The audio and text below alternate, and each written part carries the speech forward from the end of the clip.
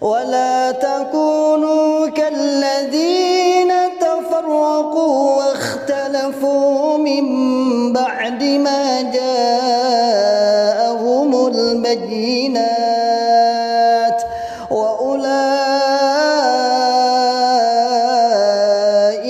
لهم عذاب عظيم.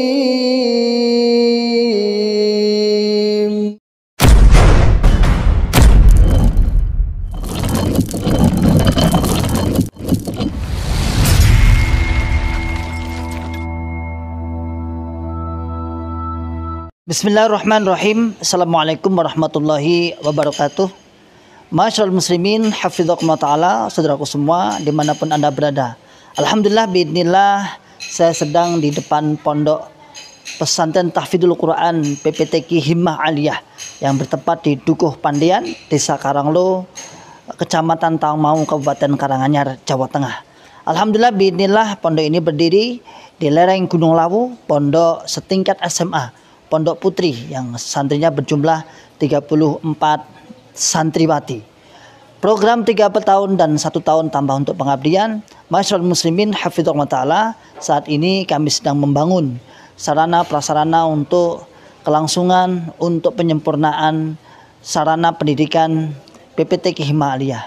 Mari saya mengajak pada saudaraku semua, para muhsinin yang ingin menitipkan donasinya, ingin menitipkan jariahnya di pondok kami, dengan bisa datang langsung ke pondok PPTQ Himmah Aliyah atau bisa ditransfer melalui rekening di bawah ini, dan insya Allah menjadikan pahala jariah, karena sesungguhnya jariah Anda sebagai sarana prasarana, sebagai untuk operasional Pondok Pesantren PPTQ Himmah Aliyah yang saat ini sedang berlangsung terus KBN dan sudah berjalan 1 tahun setengah.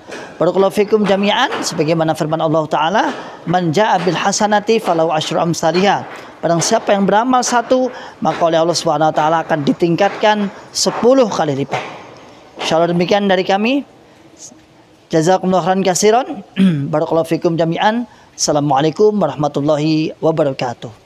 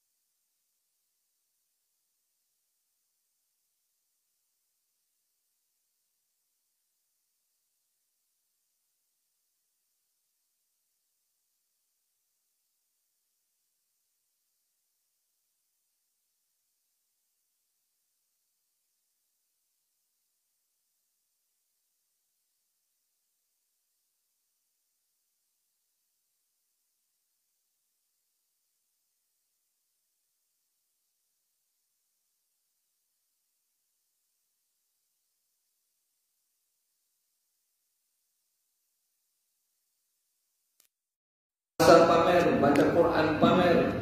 Pamer, ingin dilihat, ingin dibaca, ingin disebut oleh orang lain, besok di hadapan Allah diusir oleh Allah. Idhabu, idhab, pergi kamu.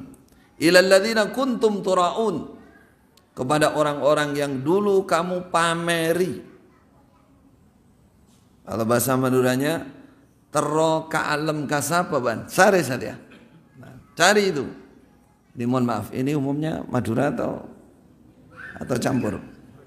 Madura ya. Baik. Berarti kan nyambung ya bahasa Madura ya. Nah. Diusir oleh Allah. Berarti amalan yang tidak didasari ketakwaan, itu potensi besarnya tidak ikhlas. Maka dikatakan khairaz zat at-taqwa. Karena seperti itu, ketakwaan itu menentukan. Orang yang tidak takut Allah, dia tidak takut riya. Orang yang takut Allah pasti bisa dipastikan dia akan mudah untuk menjaga keikhlasannya. Maka di situ manfaat ketakwaan. Seruan, nasihat, khutbah apapun tanpa nasihat ketakwaan maka akan kurang. Karena itu adalah wasiat utama Allah Subhanahu wa taala, yang pertama kepada umat terdahulu maupun kepada umat sekarang. Walaqad wassayna alladhina utul kitaba min qablikum wa iyyakum anittaqullah. Jadi pesan atau nasihat atau peringatan utama dari Allah Subhanahu wa taala untuk umat manusia adalah ketakwaan. Ikhwati wa akhwati fillah, pada pertemuan atau majelis atau muhadarah atau apa sebutannya di sini biasanya, kajian kita malam ini tematik, saya akan menyampaikan unwan apa alamatnya, tentang hijrah menuju akidah salafus saleh. Tapi tentunya di sini saya akan menyampaikan hal itu, poin-poin penting saja terkait akidah-akidah atau penyimpangan yang sudah jauh atau bermukhalafah, berselisih dengan akidah as-salafus saleh. Sambil saya mengenalkan diri, boleh apa tidak? Dan asal usulnya, kemudian kaitannya dengan akidah. Ini penting. Biasanya kalau dikasih contoh waqi', contoh yang terjadi itu lebih mancep, lebih ingat. Jadi saudaraku yang dirahmati oleh Allah, saya ini asli Kabupaten Pamekasan. Kecamatannya naik ke gunung sana. Kemana ya? Utara mana? Oh, utara sana. Pakong. Agak ke timur sedikit. Di sana ada pemancar TV. Barangkali yang pernah ada sana. Nah, di dekat situ saya. Tahtal Jabal. Di bawah gunung. Alhamdulillah. Saya setelah lulus SMP di Pakong sana, pindah dipondokkan oleh orang tua saya ke Jawa, ke Kediri. Saya masih kecil di sebuah pondok, dulu namanya Lemkari. Kalau Bapak Ibu kenal Pondok Lemkari. Kalau lebih lama lagi, dulu dikenal dengan sebutan Darul Hadis, Darul Hadis atau Islam Jamaah. Barangkali yang sepuh-sepuh, sepon-sepo, oneng. Saya dulu dipondokkan langsung di pondok pusat penggemblengan Darul Hadis. Alhamdulillah, yang saya syukuri belakangannya bukan depannya, tapi itu perjalanan hidup saya. Saya dalam 1 tahun kurang lebih sudah ditugaskan sebagai ustadz di pondok situ. Ustadz Qiraah, bacaan.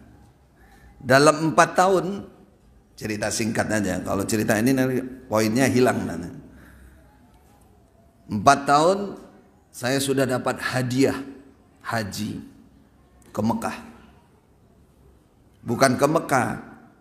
Kalau Mekah itu Mekah Sen. Nah, bolak-balik dilewati kalau Mekah Sen.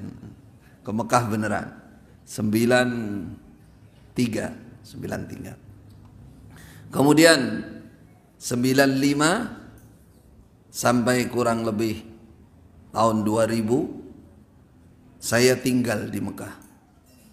Tapi karena saya masih ada di pemahaman Darul Hadis Islam Jamaah, nanti sedikit ada kaitannya dengan akidah saya ceritakan. Saya tidak berani belajar di Masjidil Haram. Di sana hanya menghafalkan Al-Quran dan lain-lain. Ya, sendiri dengan golongannya sendiri, tidak berani belajar di Masjidil Haram. Karena menurut Darul Hadis, menurut Islam Jamaah, Masjidil Haram itu sesat. Masjidil Haram itu tidak murni, bahasa mereka. Sudah tidak murni lagi. Itu kisahnya. Kisah singkatnya. Kemudian qadarullah. Ini Allah membuka jalan untuk saya pribadi terutama, menyelamatkan saya dari golongan yang menyimpang ini. Tapi Allah menyelamatkan, ya tidak termasuk saya terlambat. Saya katakan tidak terlambat karena akhirnya saya bisa keluar juga. Saya 97 pulang dari Mekah, diambil menantu oleh imamnya Islam Jamaah, imamnya Darul Hadis. Jadi kalau Anda ngerti itu ada organisasi, itu hanya baju saja. Baju, ngerti baju? Kalampina tok. Dalamannya bukan itu. Dalamannya di sana ada imam, ada baiat, dan akidah nanti saya ceritakan sebagian. Makanya kita perlu hijrah ke akidah yang muwafaqah, yang sesuai dengan akidah salafus saleh. Nah, qadarullah tahun 99, kira waktu itu saya sudah punya anak 1. Saya kembali lagi ke Mekah untuk mencari sanad Sunan Ibnu Majah. Jadi di Darul Hadis itu kalau mengajarkan hadis harus ada sanadnya. Kalau tidak ada sanadnya, sanad itu sambungan guru sampai penyusun hadis, dianggap ilmunya itu tidak sah, tidak sambung, nggak boleh diamalkan, nggak boleh disampaikan. Sehingga karena kehilangan sanad, saya yang nelusuri ke Mekah sana. Jadi cerita singkatnya, pendiri Darul Hadis ini mengaku lulusan dari Mekah. Sekolahnya di Darul Hadis, gurunya disebut, beberapa guru, beberapa syekh disebutkan, termasuk Syekh Abu Samah Abdul Zahir, kemudian Syekh Umar Hamdan Al-Mihrasi Muhaddisul Haramain, dan lain-lain. Nah, disitulah golongan Islam Jamaah atau Darul Hadis itu banyak tertipu. Karena dianggap ilmu yang dibawa itu dibawa dari Mekah, kemurnian. Lalu dibatasi sesudah katanya pendiri ini pulang dari Mekah, kurang lebih tahun 40. Setelah itu Mekah tidak murni lagi. Setelah itu Mekah sudah campur dengan akidahnya Yahudi dan lain-lain. Sehingga muridnya murid-muridnya atau jamaahnya tidak ada yang berani belajar di Mekah. Nah, hubungannya dengan saya tadi tahun 9899 itu saya cari sanad ke Mekah sana. Sudah diikuti oleh istri. Cerita singkat, perjalanan saya nyari, akhirnya ketemunya juga di Masjidil Haram. Karena saya sudah mau pulang itu sudah hampir putus asa. Tadi dibilang di Masjidil Haram tidak ada sanad muttasil, sehingga saya nyarinya kok Rusaifah kemana-mana sampai ke Jabal Abu Lahab. Tinggal Jabal Abu Jahal aja yang belum, karena memang nggak ada. Adanya Jabal Abu Lahab, naik tangga di atas ketemu Syekh sudah putih semua. Setelah dialog ternyata Syekh Sufi. Waduh, mundur lagi ini. Walaupun ketemu sanadnya ini saya dibawa jadi Sufi nanti ini. Mundur lagi, cari lagi. Sampai akhirnya mendekati kepulangan, saya belum dapat. Saya naik di multazam, saya berdoa kepada Allah, ya Allah, jangan sampai saya pulang belum mendapatkan sanad ini. Saya turun tawaf, mendengar salah satu syekh namanya Syekh Yahya bin Utsman Al-Mudarris. Beliau 10 tahun ngajar di Darul Hadis, Madrasah Darul Hadis. Kemudian pindah ke Masjidil Haram, ngajar di Ma'had Al-Haram Asy-Syarif 10 tahun. Kemudian setelah itu beliau ditunjuk sebagai penyaji atau muhadir yang di depan, di halaqah depan Masjidil Haram. Nah, ketika saya tawaf, saya mendengar beliau sedang menjelaskan masalah sanad. Di antaranya ucapan Abdullah bin Mubarak. Ya. Laulal isnad laqala man syaa ma syaa. Man qala fi kitabillah bi ra'yihi fa asaba faqad akhta. Dan lain-lain yang hari-hari dalil itu saya sudah hafal. Tapi dengan makna yang berbeda, Intinya akhirnya Syekh itu saya datangi, saya ikut memberanikan diri. Asalnya kan nggak boleh duduk di Masjidil Haram. Tapi karena saya sudah darurat, barangkali Syekh ini punya, akhirnya saya duduk di situ. Beberapa majelis saya ikuti. Setelah itu saya nanya, "A'indakum as-sanad al-muttasil ila al-kutubul mu'allafah al-hadithiyah?" Adakah panjenengan punya sanad kepada kitab-kitab hadis yang besar? Indi sanad. Turid? Katanya, "Tarjus sanad?" "Naam ya Syekh." "Min aina anta?" "Min aina?" "Dari mana kamu?" Waktu itu saya ngomong bahasa Arab ya masih pelegak-peleguk aja, yang penting nyambung gitu. Katanya Syekh, "Ghadan saujizuk." Besok saya ijazai kamu. Saya ijazai karena setelah mendengar, saya katakan saya di Indonesia punya jamaah, kalau ngaji harus ada sanadnya. Nah, dan pendirinya ini dulunya katanya dari Masjidil Haram, saya bilang. Wah, saya nyambung. Kemudian besoknya saya dikasih sanad. Kemudian saya pulang ke Indonesia membawa sanad sudah.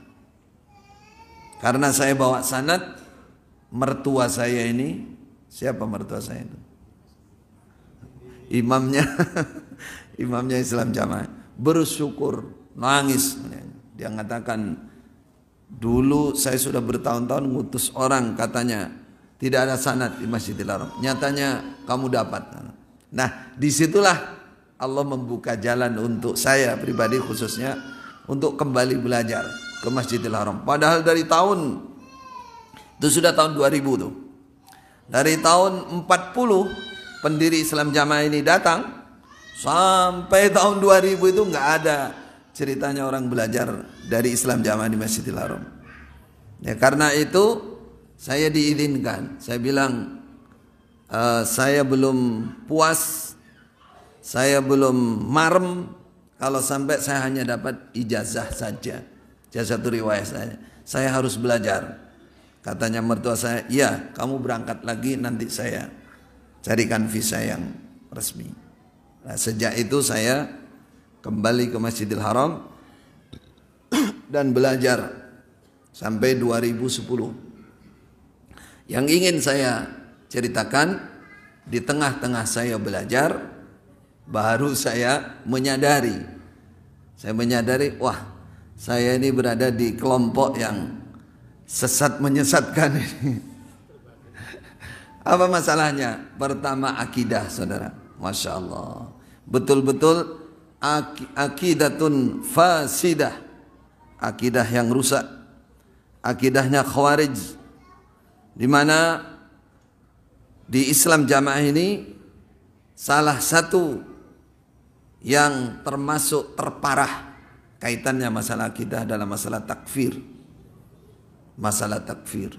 Takfir itu mengkafirkan semua loh, tidak ada yang terlewatkan yang tidak bergabung dengan mereka, yang tidak berbaiat kepada imam, yang keluar murtad dari Islam Jamaah. Barangkali yang sepuh ada yang kenal dulu namanya Pak Haji Bambang Irawan. Nggak ada yang kenal. Kenapa? Pernah membaca dari sini. Beliau dari sini, dari mana ini? Saya kok lupa. Dekat sini rumahnya beliau. Itu sama, dulu itu malah wakilnya pendiri Islam Jamaah dari Pamekasan.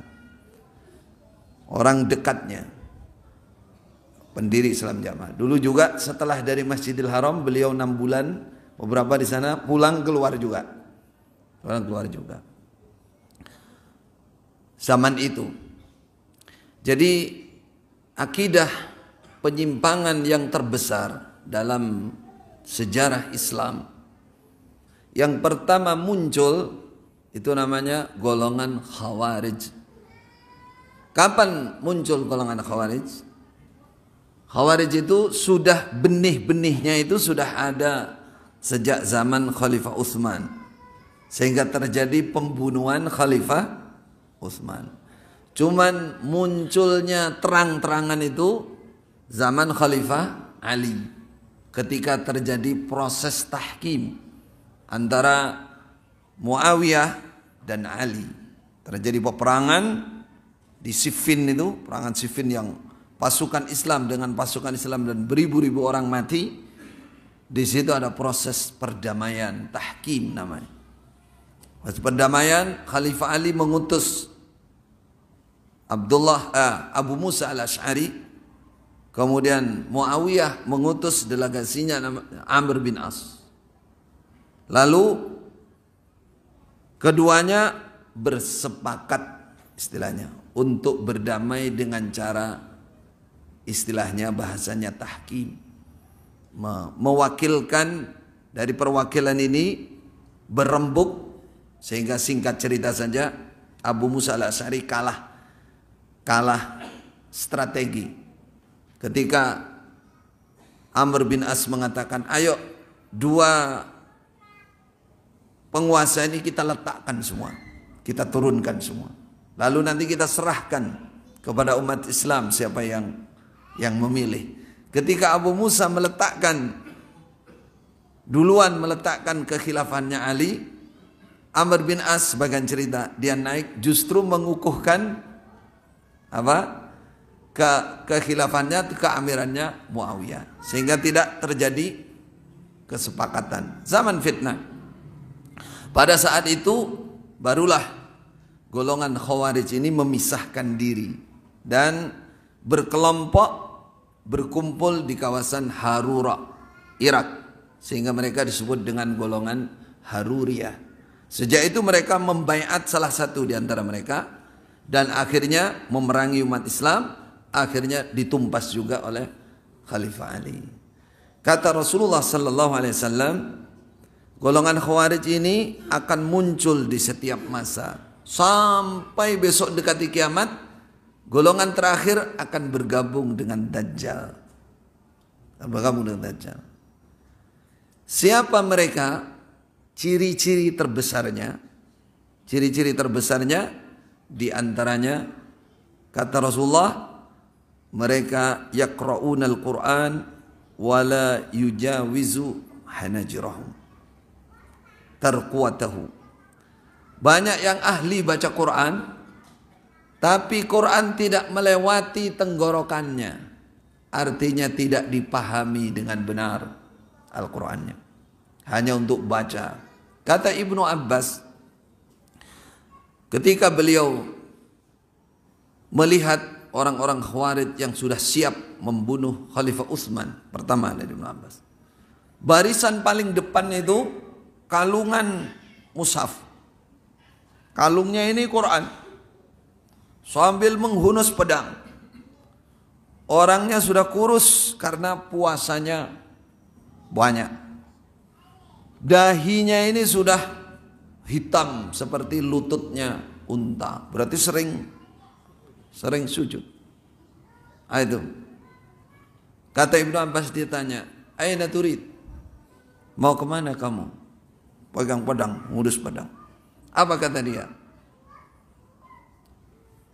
Amarani hada. Dia menunjuk Al-Quran. Aku diperintah oleh ini Al-Quran. An aktula bihada. Untuk membunuh dengan ini, dengan pedang ini. Man kafara bihada. Orang yang kafir dengan Al-Quran. Masya Allah. Khalifah Utsman dikafirkan. Nih, hebat sekali nih. Khawarij ini. Apa masalahnya? Pertama masalahnya, dia memahami ilmu Al-Quran tidak sebagaimana pemahaman salafus salih. Artinya ahli dzikri, orang yang ahli ilmu saat itu. Dia memahami sendiri.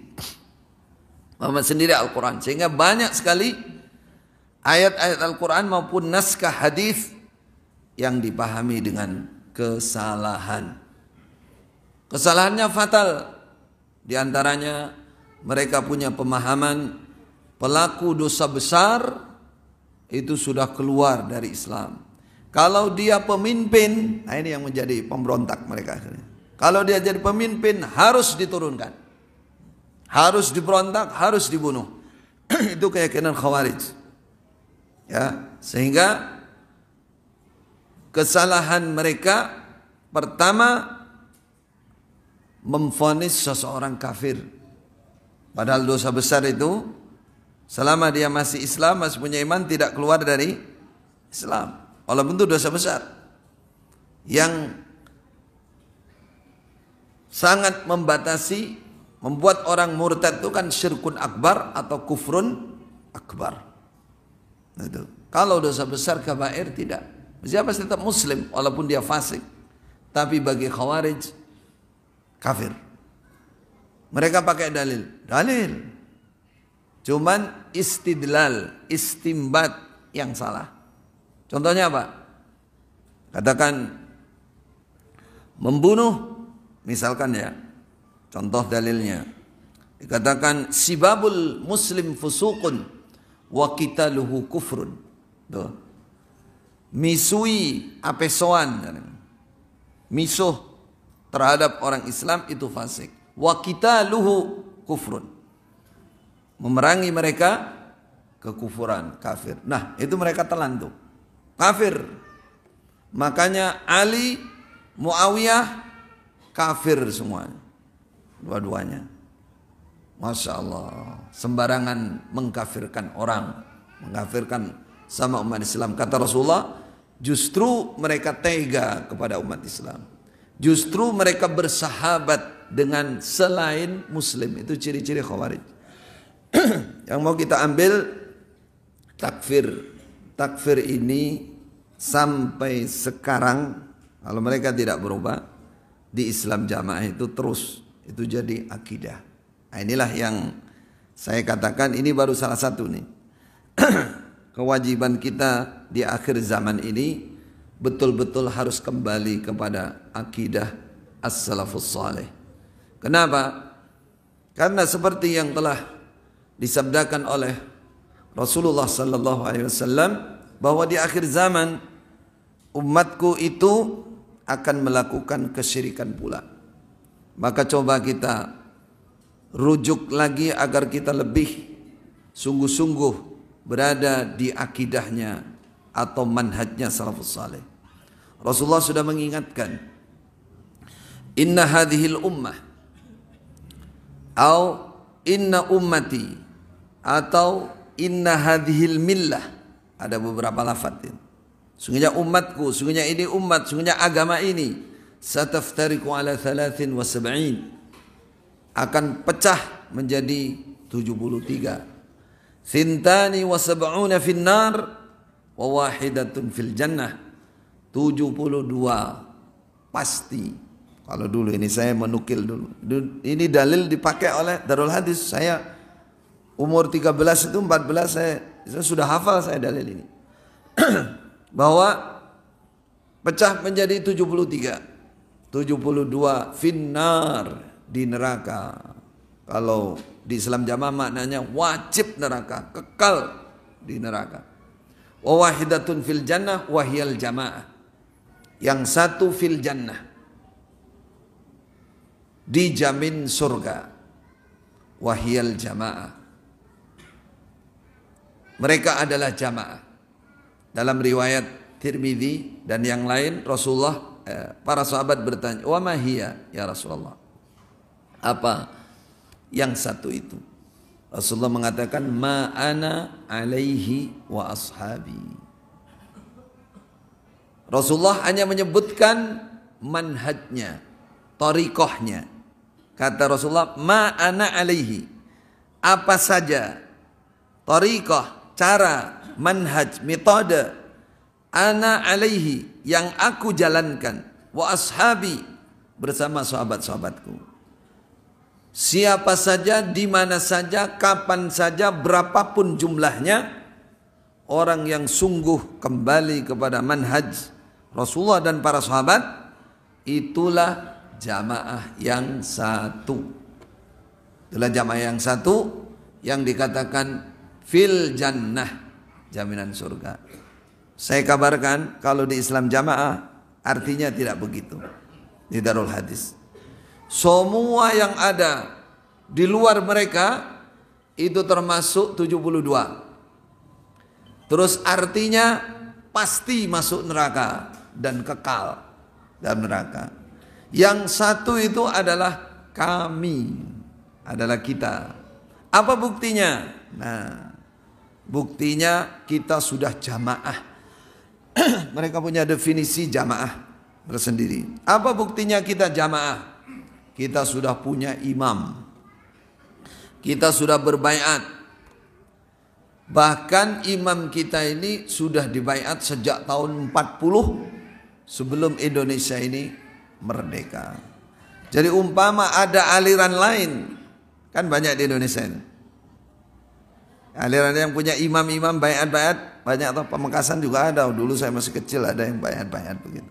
Ada baiat yang untuk biar enggak tedas, tak kena ngarek dan lain-lain banyak. Ini kalau ini baiat yang betul-betul memanipulasi agama ini. Ya. Katakan jamaah itu adalah kita, lainnya bukan jamaah kita. Itu yang ada di Islam jamaah. 72 semua. Yang satu hanyalah kita. Baik. Kita jeda adzan dulu. Baru kita lanjutkan insyaallah setelah adzan. Sampai qomat.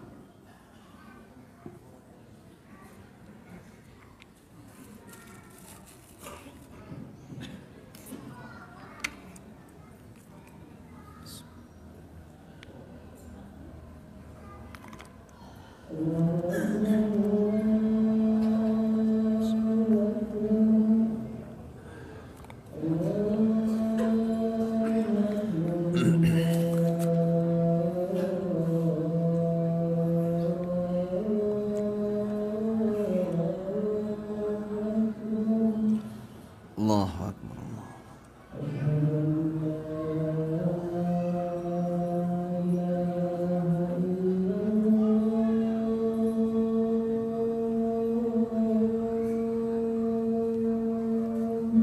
Asyhadu an la ilaha illallah.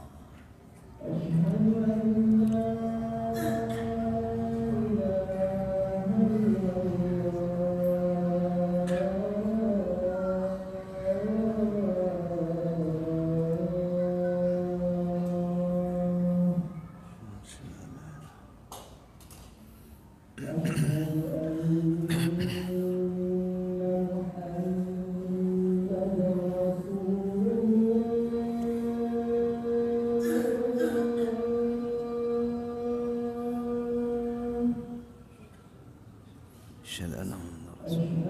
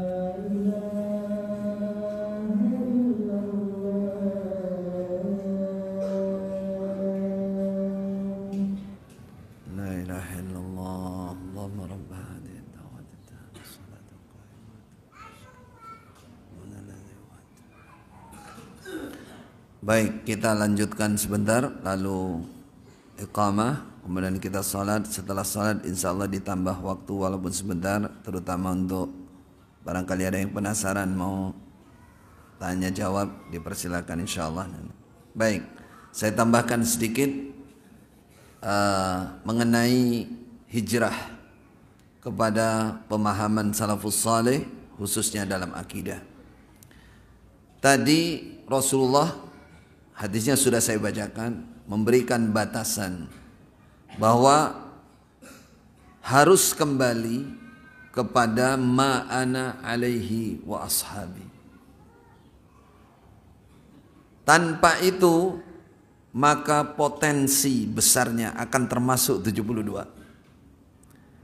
Walaupun kita tidak mengatakan keluar dari Islam, karena Rasulullah mengatakan ummati, umatku, namanya ummatul istijabah, bukan ummatud dakwah. Kalau Nabi sudah mengatakan ummati itu umatku berarti muslim, diakui sebagai, atau hadhil millah lafaz hadisnya. Agama ini, Islam ini pecah, berarti mereka yang 72 ini masih berada dalam koridor, dalam lingkup muslim. Tidak bisa, belum bisa kita langsung mengkafirkan takfir secara mutlak, nggak boleh. Kalau di Islam jamaah kafir itu 72 itu kafir, kekal di neraka. Ini namanya memahami semau sendiri, tidak merujuk kepada bagaimana para ulama memaknai kalimat ini dengan benar. Baik, itu mengisyaratkan bahwa kita semua harus kembali kepada yang namanya ma'ana alaihi wa ashabi. Rasulullah mengatakan khairukum qarni thumma alladhina yalunahum thumma alladhina yalunahum thumma yabshu al-kadhib, kata Rasulullah. Kalau sudah di generasi, setelah generasi ketiga ini, yabshul kadhib, dusta dalam agama khususnya itu sudah akan tersiar di mana-mana. Jadi 3 generasi saja yang oleh Rasulullah disuruh kita kembali ke manhaj mereka, tata cara mereka, terutama dalam masalah akidah. Ini yang penting. Kalau masalah furu'iyah banyak musamahah, tasamuh, dimaafkan. Kalau perbedaan masalah furu', masalah fikih, masalah madhab, Semua a'imah al-arba'ah mengatakan idza sahhal hadis fahuwa madhabi. Kalau sudah hadis itu sahih, itu madhab saya. Kalau kalian melihat, kata Imam Asy-Syafi'i, ada ucapan saya menyelisih hadis, buang, fadribu wara'al jidar, buang jauh-jauh. Indonesia tidak bisa keluar dari madhab Asy-Syafi'iyah. Imam Asy-Syafi'i menyatakan sendiri. Artinya, sampai Imam Ahmad menyatakan, beliau mengatakan, yara anna ikhtilaf as-sahaba fil furu' la yaqdah fi wahdatihim. Kalau masalah perselisihan ini, sahabat sudah berselisih masalah furu' itu, tapi itu tidak sampai memecah persatuan jamaah mereka, persatuan kebersamaan. Kalau masalah furu' bisa ditoleransi, tapi kalau masalah akidah nggak ada toleransi. Ini harus kembali ke salafus soleh. Tanpa itu bisa dipastikan sesatnya. Ya, maka kita harus kembali kepada yang namanya hijrah betul kepada akidah yang mengikuti manhaj salafus soleh. Saya hanya ingin menjelaskan satu saja. Soalnya ini intisar fi Madura. Intisar, saya mengalami sendiri soalnya. Apa itu? Hal terbesar dari dakwah Rasulullah sallallahu alaihi wasallam adalah masalah tauhid.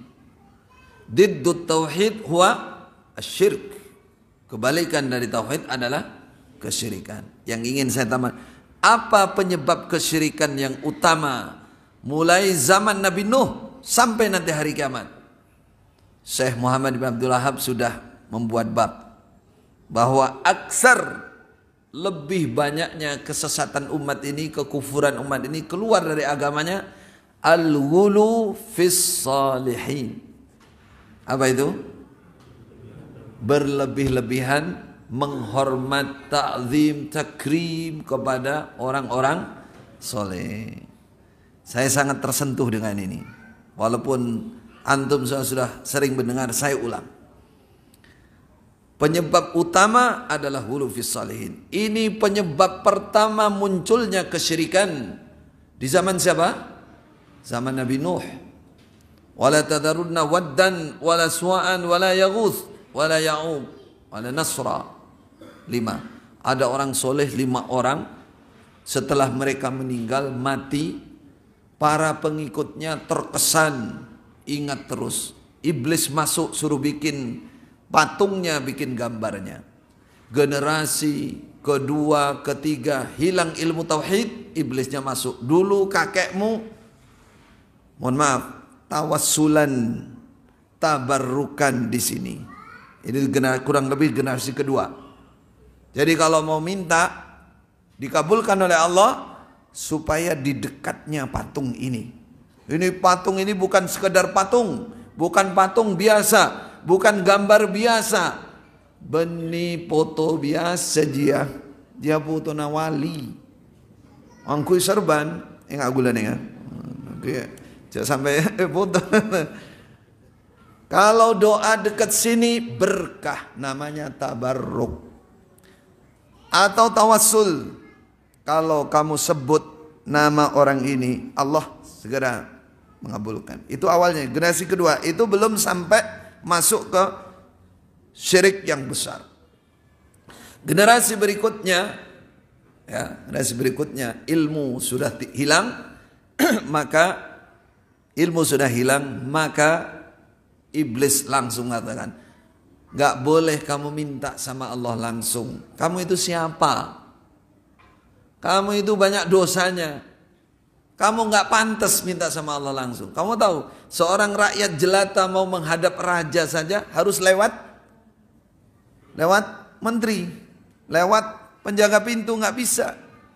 Jadi kamu gak bisa minta langsung sama Allah, mintanya sama ini, sama patung ini. Dah langsung dah, syirkun akbar. Nah, apa yang terjadi pada orang Quraisy? Orang Quraisy itu turunan Nabi Ismail, turunan Nabi Ibrahim. Kalau orang sekarang turunan Nabi disebut apa? Banyak kan? Sekitar sini banyak kan? Disebut apa? Habib. Turunan Nabi. Kalau memang itu betul betul turunan Nabi, kita punya kewajiban menghormat. Tapi yang kokoh di atas sunnah, yang menghidupkan sunnah Nabi, yang cinta kepada Rasulullah. Kalau turunan Nabi hanya syakal fakat, wajah saja, Arabiyah, bahasa Arabiyah. Saya sering bawa teman-teman Arab dari Indonesia. Kalau di Mekah sana saya ngomong, kata mereka nunjuk yang diajak omong yang belakang saya. Ada Arabi. Tapi diajak bahasa Arab nggak nyambung. Nah, berarti Arab patek genah. Baik. Zaman Rasulullah sallallahu alaihi wasallam sama. Mereka bangga sebagai orang Quraisy, bangga sebagai turunan Nabi Ibrahim. Tapi mereka tidak berilmu. Apa yang terjadi pertama? Kesyirikan. Namanya Amr bin Luhai. Quraisy, seorang yang ditokohkan. Apa yang terjadi? Sama dengan zaman Nabi Nuh. Sama dengan zaman Nabi Nuh. Dia ke Yaman, ke Syam. Mohon maaf, ini ada wajah Yaman di sini kayaknya. Sak serbannya ini. Barakallah. Jadi ke Yaman itu Ardul Anbiya. Itu bumi para nabi, ya. Karena Ardul Anbiya, tapi di sana tersebar orang menyembah patung wali, patungnya orang-orang soleh. Dia bertanya, ini Ardul Anbiya, kenapa nyembah seperti ini? Katakan, akhirnya dia kalah hujah, dia mengatakan, ini turunan para nabi, ini Ardul Anbiya, berarti bagus. Bawalah dia patung Hubal ke Mekah. Amr bin As, Amr bin Luhai, diletakkan di dalam Ka'bah itu. Untuk apa? Tabarruk, tawassul, menentukan nasib di situ. Apa alasannya? Apakah orang Mekah, orang Quraisy bodoh banget kayak orang-orang yang di Indonesia yang nyembah patung misalnya? Enggak usah kita sebut daerahnya. Itu kan karena kebodohan. Enggak, orang Quraisy itu pintar. Banyak yang cerdas. Mereka hanya kepleset. Kepleset itu tadi. Kalau ditanya apa? Kenapa kamu sembah ini? Kenapa kamu berani? Ma na'buduhum illa liyuqarribuna ilallahi zulfa. Persis seperti orang sekarang mengatakan begitu. Saya tidak berdoa kepada patung-patung ini illa liyuqarribuna ilallahi zulfa, kecuali supaya mereka yang di belakang patung ini, orang-orang soleh ini, para nabi, para wali ini, mendekatkan saya kepada Allah. Coba, saya tanya sekarang, orang ingin dekat dengan Allah, baik apa tidak? Baik. Api. Oh, kok api? Bagus kan? Terus semak ke pangeran. Tapi mereka melakukan kesyirikan tidak terasa. Caranya yang salah. Kenapa? Karena berdoanya, mintanya, takarrubnya, korbannya kepada patung. Tapi patungnya ini dianggap ini mewakili malaikat, mewakili para nabi, mewakili para wali. Sehingga kalau saya minta ke ini, sampaikan. Apa yang paling persis dengan umat sekarang? Ini sudah disabdakan oleh Nabi juga. Bahwa umat akhir zaman itu ikuti awalnya umat. La tattabi'unna sanana man kana qablakum. Kata Nabi, pasti ikut tuh. Pasti ada yang begitu. Ketika mereka ditanya, yang paling persis dengan ucapan orang sekarang yang melakukan kesyirikan tidak terasa. Apa katakan? Haula'i syufa'auna indallah. Ini saudara. Kata mereka, inilah orang-orangnya. Patung ini hanya mewakili saja.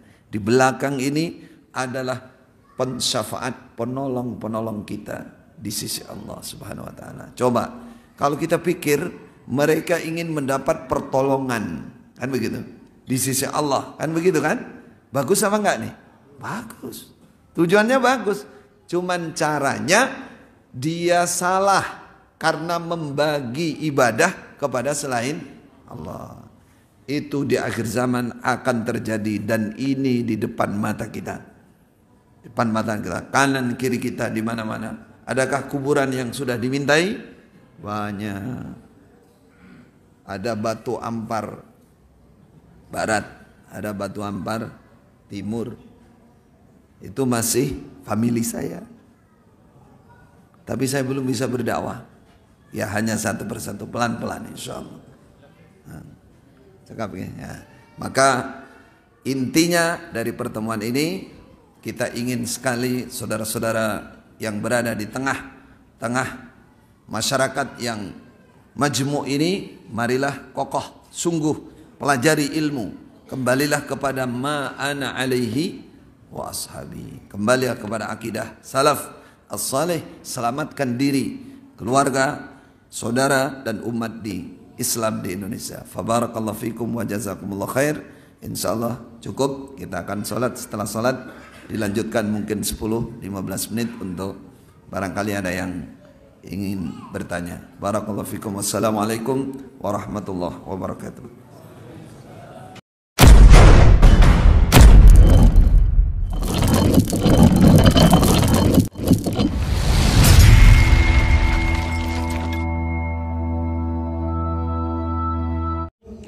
ولا تكونوا كالذين تفرقوا واختلفوا من بعد ما جاءهم البينات وأولئك